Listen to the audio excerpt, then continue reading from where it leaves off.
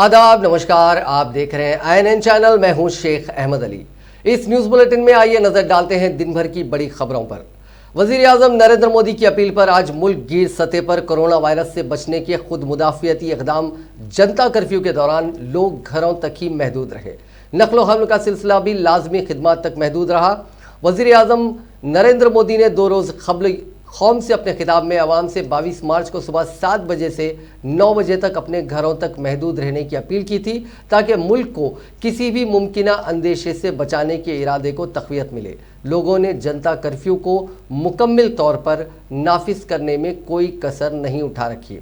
इस दौरान सड़कों पर लाजमी खिदमात फराहम करने वाले बशमूल सहाफ़ियों को मुमकिना एहतियाती तदाबीर के साथ सरगर्म देखा गया।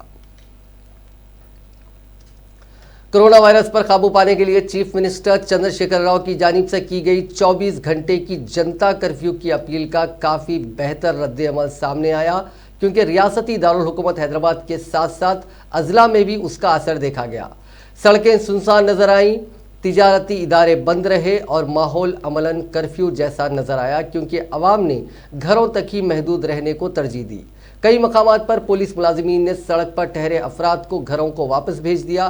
साथ ही 2 व्हीलर पर जाने वालों को भी कई मकामात पर पुलिस मुलाजिमीन की जानिब से रोक कर पूछताछ करने की भी इतलात मिली हैं। रियासती हुकूमत की जानिब से चलाए जाने वाली RTC बसों के अलावा ट्रेनें और मेट्रो खिदमात भी मुअत्तल रहीं। सिर्फ 5 ट्रेनों को एहतियाती तौर पर हंगामी खिदमात के लिए तैयार रखा गया। अवाम से ख्वाहिश की गई थी कि वो घरों तक महदूद रहे। ज़रूरी अशिया जैसे दूध का कारोबार करने वाले अफराद, मुलाजिमीन पुलिस और अखबार के हॉकर्स इस जनता कर्फ्यू से एग्जेम्प्टेड थे। पुलिस मुलाजिमीन को प्ले कार्ड्स थामे हुए देखा गया, जिसमें लिखा था, अच्छे शहरी जनता कर्फ्यू की तायीद करें, घरों में ही इबादत करें, समाजी इज्तिमा से गुरेज करें। इन प्ले कार्ड्स के जरिए अवाम को ये सख्त पैगाम देने की कोशिश की गई कि न सिर्फ आज बल्कि आने वाले दिन भी इस वायरस से जद्दोजहद के लिए अहम है, जिसने दुनिया भर में हज़ारों अफराद को लुक़्मा अजल बना दिया है। ऑटो ड्राइवर्स की यूनियन के लीडरों A सत्ती रेड्डी और C चंद्रशेखर ने कहा कि जनता कर्फ्यू के पेश नज़र शहर में तमाम ऑटोज़ की खिदमात को मुअत्तल कर दिया गया। यूनियन की जानिब से ऑटो ड्राइवर्स में मास्क की तकसीम अमल में लाई गई। इस मौके से इस्तिफादा करते हुए GHMC के अहदेदारों ने शहर के कई मकामात को जरासीम से पाक बनाने का अमल पूरा किया। Director enforcement vigilance and disaster management की ज़ेर क़यादत टीमों ने पुराने शहर के कई अवामी मकामात को जरासीम से पाक किया। शहर के मसरूफ़ तरीन इलाकों खैरताबाद चौराहा, अमीरपेट, लकड़ी का पुल जंक्शन, GV के मॉल, एबिट्स में कोई भी नज़र नहीं आया। पुलिस अहदेदारों को यहाँ पर प्ले कार्ड्स थामे हुए देखा गया। JNTU और कुकटपली जैसे उमूमन पुरहुजूम वाले इलाकों में भी कोई लोग नजर नहीं आए। सुबह में चहलकदमी, दूध लेने और अखबार खरीदने के लिए घरों से बाहर आने वाले अफराद भी नजर नहीं आए, जिन्होंने अपने अरकान खानदान के साथ वक्त गुजारा। तेलंगाना पुलिस के अहदेदार असेंबली के करीब जमा हुए। कमिश्नर पुलिस अंजनी कुमार ने इस मौके पर कहा कि चीफ मिनिस्टर KCR की ज़ेर क़यादत कोरोना वायरस के खिलाफ जंग लड़ी जा रही है। ज़रूरी खिदमात के साथ हर जंक्शन पर पुलिस और ट्रैफिक पुलिस के अहदेदारों को तैनात किया गया है।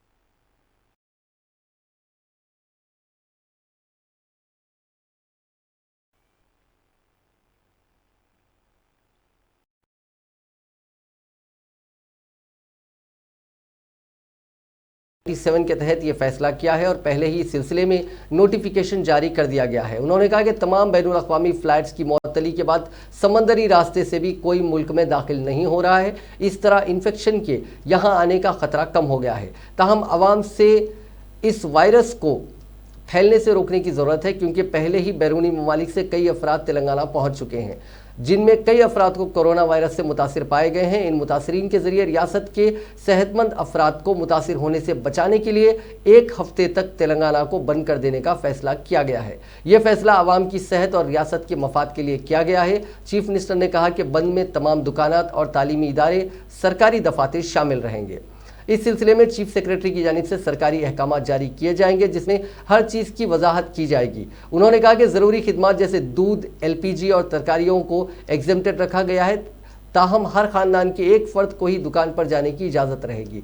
बैक वक्त 5 अफराद को किसी भी मकाम पर जमा होने नहीं दिया जाएगा। चीफ मिनिस्टर ने बैन रियासती सरहदात को बंद करने का भी ऐलान किया और कहा कि अवामी और खानगी ट्रांसपोर्ट बसों के बशमूल खानगी गाड़ियों को भी रियासत में दाखिल होने की इजाज़त नहीं रहेगी।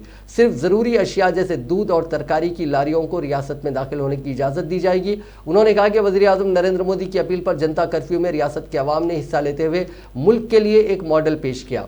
जिस तरह आवाम ने आज डिसिप्लिन का मुजाहरा किया है, इसी तरह के डिसिप्लिन का मुजाहरा 31 मार्च तक भी बरकरार रखें। उन्होंने कहा कि आवाम को ज़रूरी अशिया की मुश्किलात से रोकने के लिए हुकूमत तमाम तरह के इक़दाम कर रही है। उन्होंने कहा कि सफ़ेद राशन कार्ड पर हर घर को 12 किलो चावल मुफ्त तकसीम किया जाएगा। चावल के बशमूल दीगर अशिया की खरीदी के लिए 1500 रुपये नकद रकम दी जाएगी। इसलिए कि उन्होंने कार्यक्रम की सफलता 100 के 100% सक्सेस बनाया। मैं उनको बहुत बहुत आभारी हूँ, धन्यवाद देता हूँ।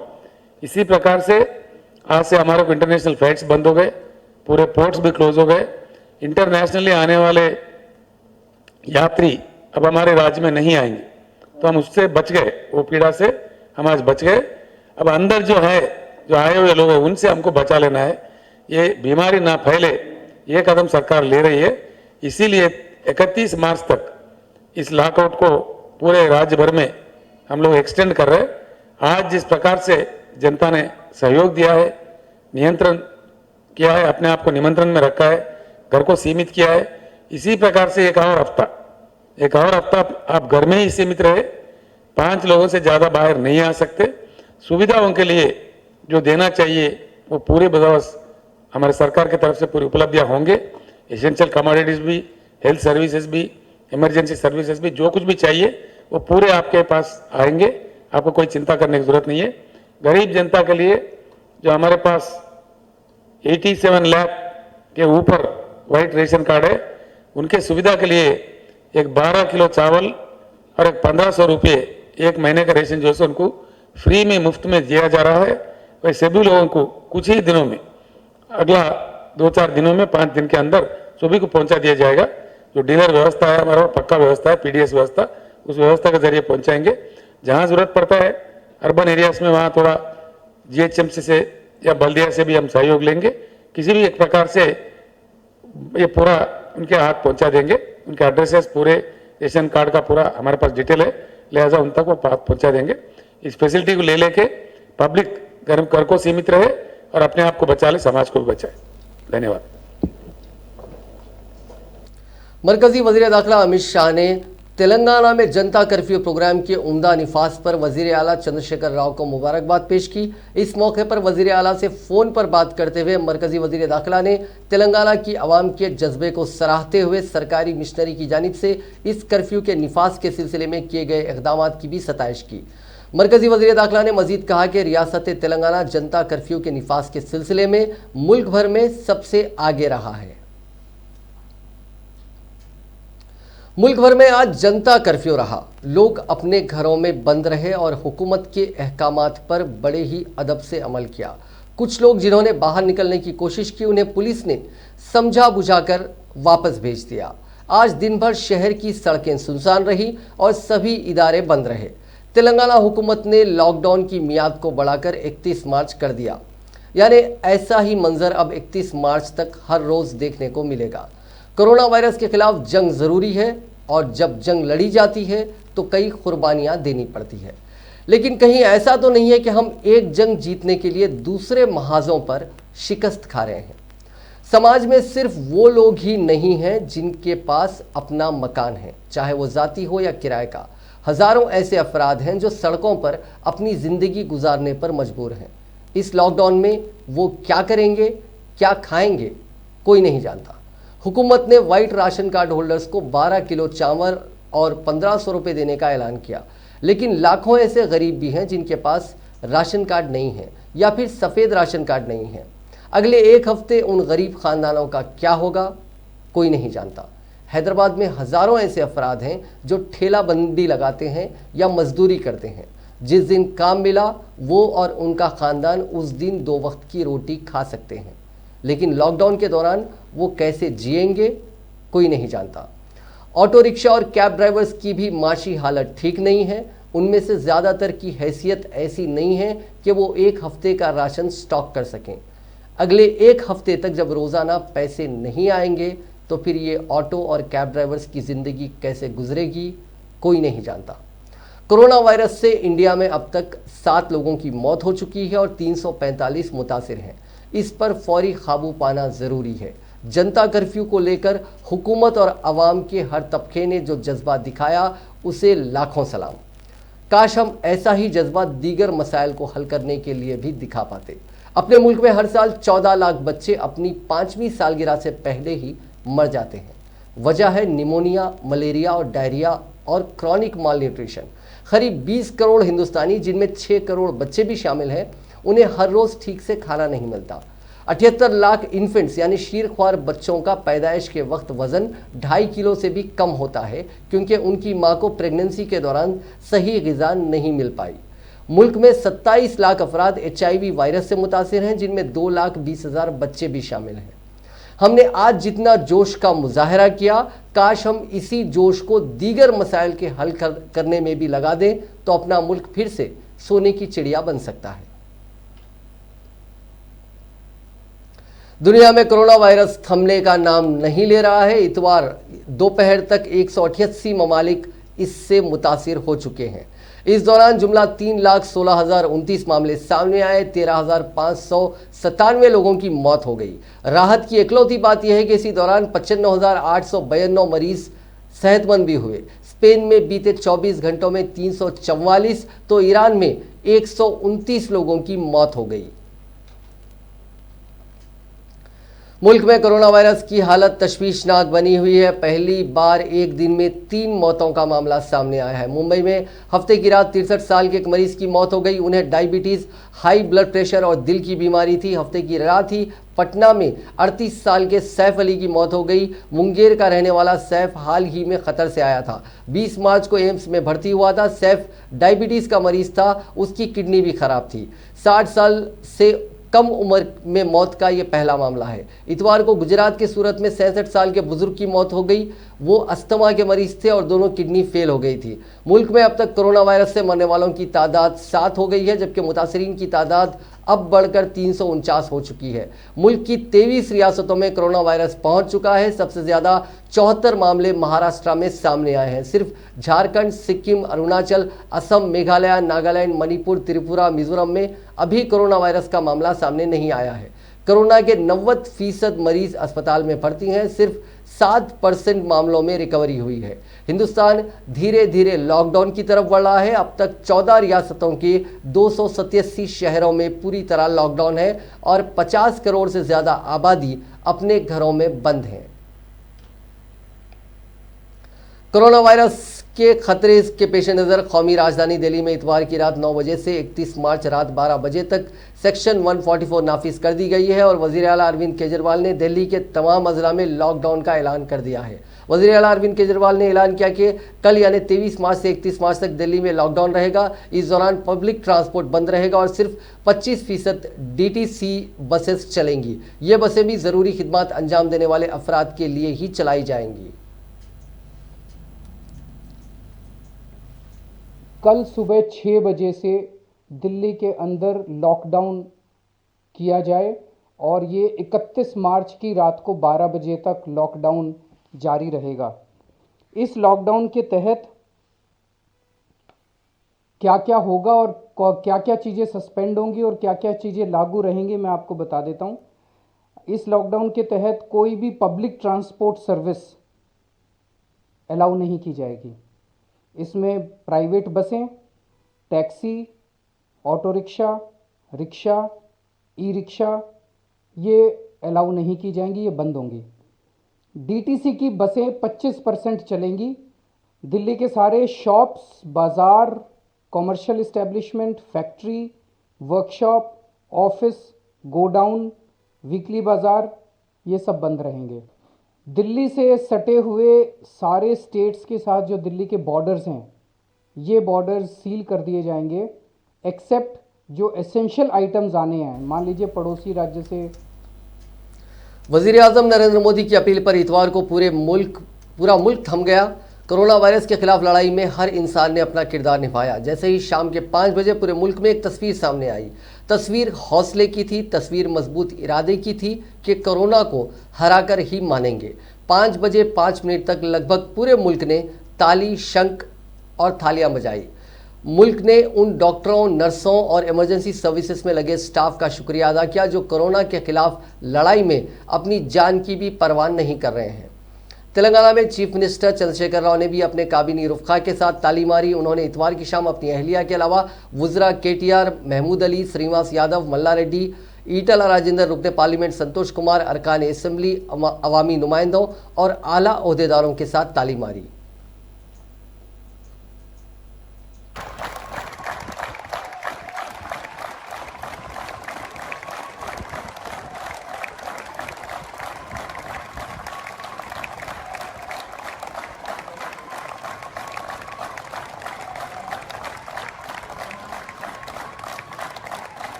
तेलंगाना में कोरोना वायरस के 6 और मामले इतवार के रोज सामने आए। इस तरह रियासत में इस मौजी मर्ज से मुतासरा अफराद की तादाद 27 हो गई।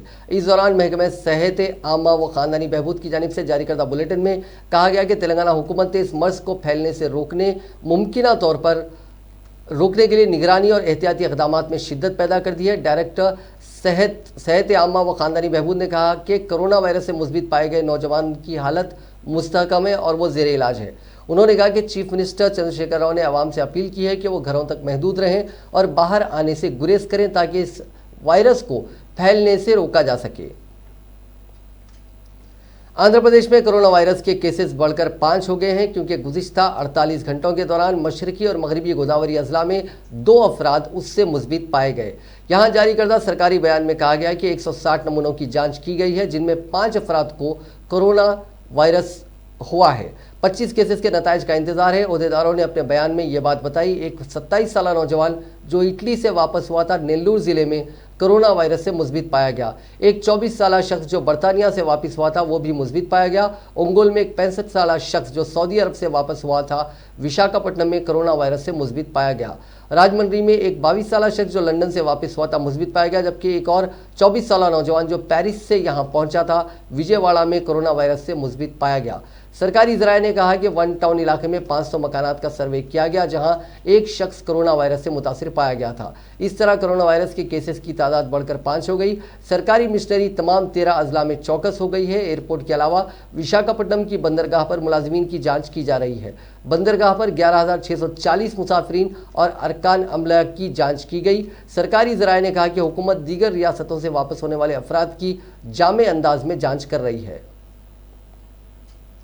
Commissioner police Cyberabad VC Sajjanar ने कहा कि कोरोना वायरस के पेश नज़र हुकूमत की हिदायत के बाद राजीव गांधी इंटरनेशनल एयरपोर्ट पर किसी भी बैनुल अक़वामी फ़्लाइट को लैंडिंग की इजाज़त नहीं है।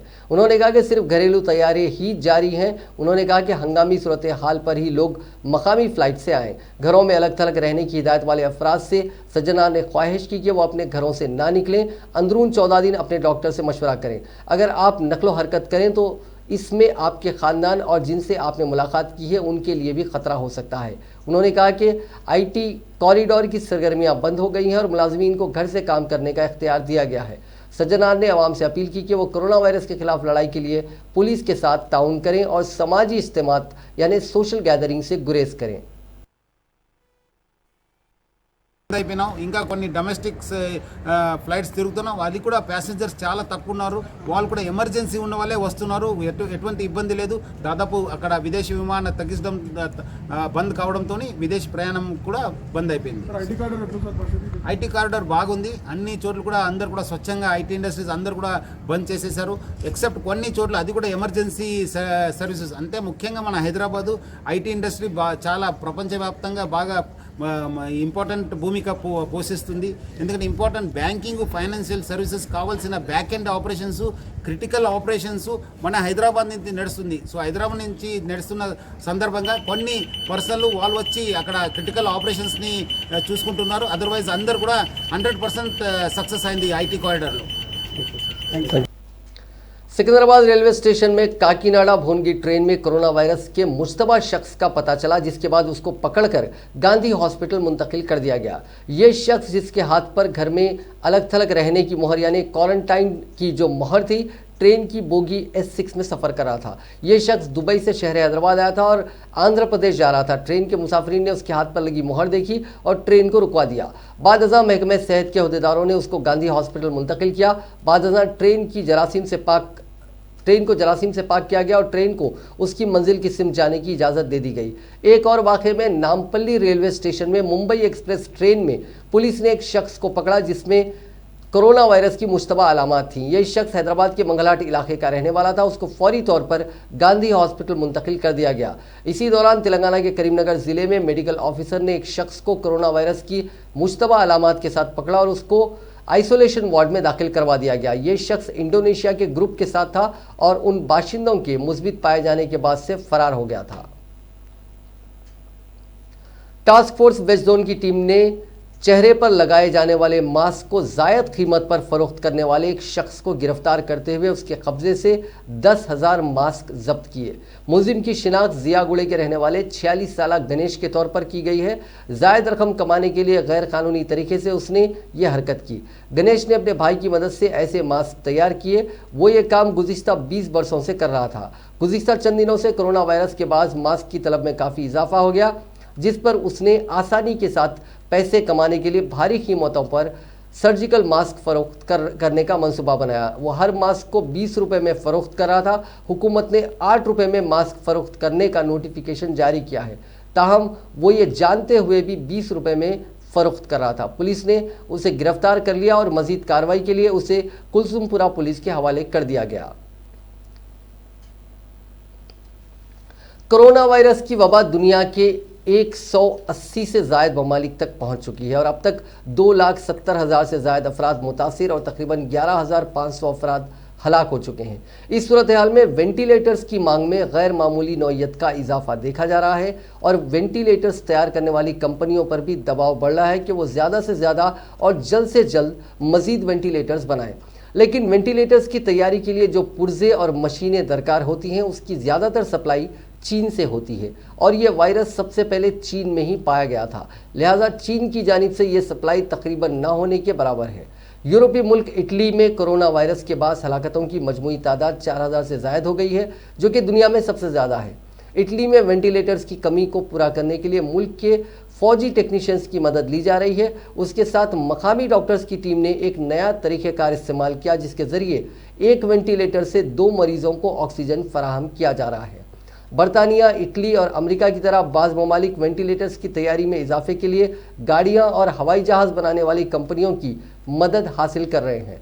हुक्काम उम्मीद कर रहे हैं कि उन बड़ी फैक्ट्रियों में डिजिटल डिज़ाइन की महारत को इस्तेमाल करते हुए, जिसमें 3D प्रिंटिंग शामिल है, इस अहम मेडिकल हार्डवेयर की मुतवक्को कमी को पूरा किया जा सकता है। बरतानिया के वज़ीर सेहत मेट हैंकॉक ने इंजीनियरिंग कंपनियों से कहा कि हंगामी तौर पर जितने भी वेंटिलेटर्स बनाए जाएंगे, इन सबको फौरी तौर पर ख़रीद लिया जाएगा। इतालवी हुकूमत ने 4 से 5,000 के दरमियान वेंटिलेटिंग यूनिट खरीदे हैं, जबकि जर्मनी ने भी 10,000 मसनूई निज़ाम तनफ़ुस के यूनिट्स का ऑर्डर जारी किया है। इसी तरह फ्रांस में भी कोविड-19 की वजह से वेंटिलेटर्स की ज़रूरत में तेज़ी से इजाफा हो रहा है।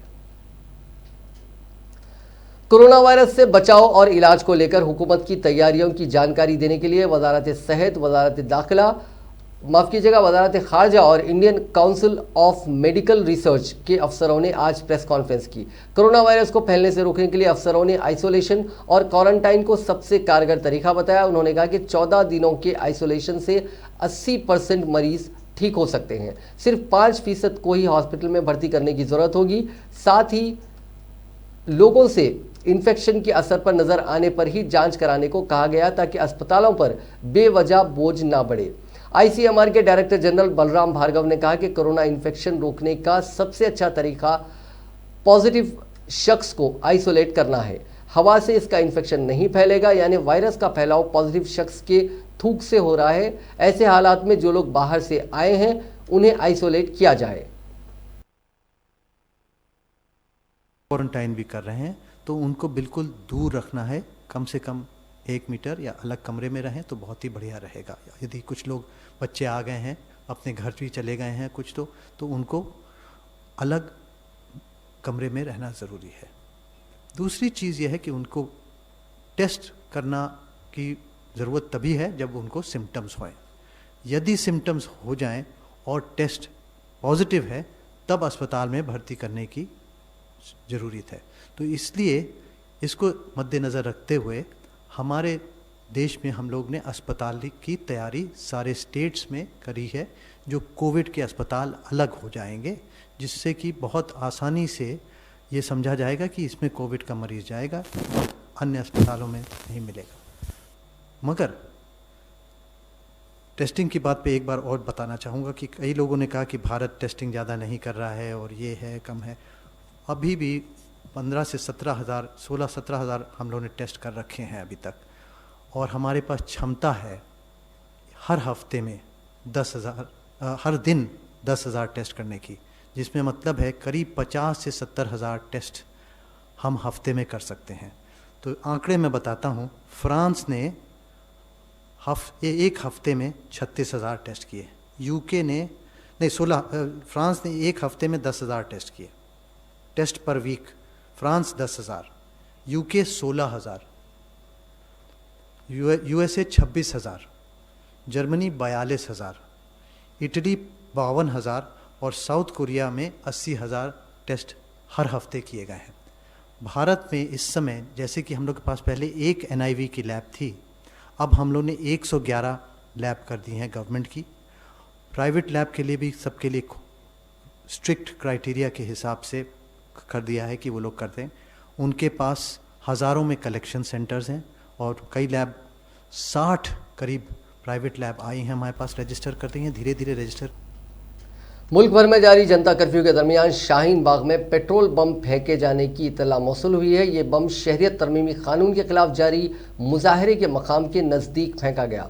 मुजाहिरीन ने दावा किया कि किसी नामालूम फर्द ने जाए मुजाहरे के नज़दीक पेट्रोल बम से हमला किया। वाज़ेह है कि शाहीन बाग में इस वक्त अलामती तौर पर एहतजाज जारी है। मुजाहरे के पूरे मकाम की साफ़ सफाई की जा चुकी है और 1-2 दादियों के अलावा सिर्फ 6-7 खवातीन ही वहाँ पर मौजूद हैं। इन खवातीन ने भी एक दूसरे से मुनासिब फासला इख्तियार किया हुआ है। दरिया असना वज़ीर आज़म की तरफ से की गई जनता कर्फ्यू की अपील को भी यहाँ हिमायत दी गई है और इसके हवाले से कई पर्चे भी पेस्ट किए गए। शाहीन बाग में पेट्रोल बम फेंके जाने के बाद के कई तस्वीर भी मंजर आम पर आ रही हैं। तस्वीर में आग के शोले और धुआं नज़र आ रहा है। तस्वीर में कुछ लोग आग बुझाते हुए भी नज़र आ रहे हैं। एहतजाज के मकाम के करीब ये वाक़या किस तरह पेश आया और पेट्रोल बम किसने फेंका, उसकी तफसीलात सामने नहीं आ पाई हैं। वाक़े के बाद पुलिस मुजाहिरीन के इल्ज़ामात पर पूरे मामले की तहकीकात कर रही है। याद रहे कि शाहीन बाग और जामिया के इलाकों में मुजाहरे के नज़दीक इससे पहले फायरिंग भी की जा चुकी है। गुज़िश्ता दोनों वाक़यात के 2 मुलज़िमीन को मुजाहिरीन पकड़कर पुलिस को सौंप चुके हैं। हालांकि इन वाक़यात में कोई जानी नुकसान नहीं पहुंचा था। ऐसी सूरत हाल में एहतजाज के मकाम के नज़दीक एक बार पेट्रोल बम फेंका जाना मुतअद्दिद सवालात खड़े करता है। छत्तीसगढ़ के सुकमा में हफ्ते को नक्सलियों के साथ मुठभेड़ में 17 जवान शहीद हो गए। लापता हुए 14 जवानों की लाशें 20 घंटे बाद इतवार को मिली। 3 जवानों के शहीद होने की देर रात ही तस्दीक हो गई थी। शहीद होने वाले 12 जवान डीआरजी के और 5 एसटीएफ के हैं। नक्सली 12 AK-47 समेत 15 हथियार भी लूट कर ले गए। पुलिस को कसालपाड़ इलाके में बड़ी तादाद में नक्सलियों के जमा होने की खबर मिली थी। इसके बाद डीआरजी, एसटीएफ और कोबरा के 550 जवान जुमे को दोरनापाल के लिए रवाना किए गए थे। बताया जा रहा है कि जवान नक्सलियों को सरप्राइज एनकाउंटर में फंसाना चाहते थे, लेकिन नक्सलियों तक ये खबर पहले ही पहुंच गई। नक्सलियों ने हिकमत अमली के तहत जवानों को जंगलों के अंदर तक आने दिया। नाजरीन, इस न्यूज़ बुलेटिन में बस इतना ही। देखते रहिए INN चैनल।